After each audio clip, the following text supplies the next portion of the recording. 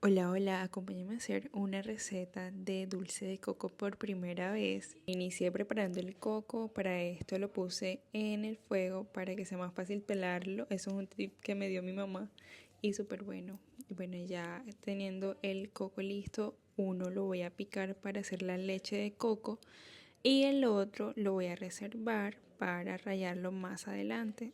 Agrego a la licuadora una taza de coco picaditos y 2 tazas de agua. Con esto voy a lograr hacer una leche de coco. Yo no sabía que la leche de coco era tan sencilla, pero bueno, solo es agregar esos dos ingredientes y pasarlos al colador, separar el líquido del coquito y ya esa sería nuestra leche de coco. El coquito que me quedó lo paso nuevamente a la licuadora y le agrego solo una taza de agua como para aprovechar todo el coco.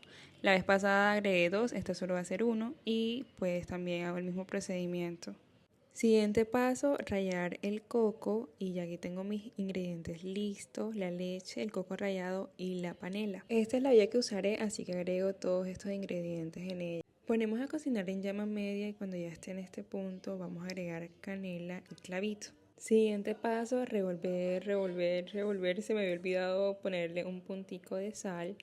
Y aquí pues nada más faltaba revolver, revolver hasta que quedara. Y aquí estaba emocionada porque ya le veía forma y miren qué belleza de dulce. Oye, yo quedé súper feliz. Miren por favor esta delicia, no, definitivamente tienen que hacerlo.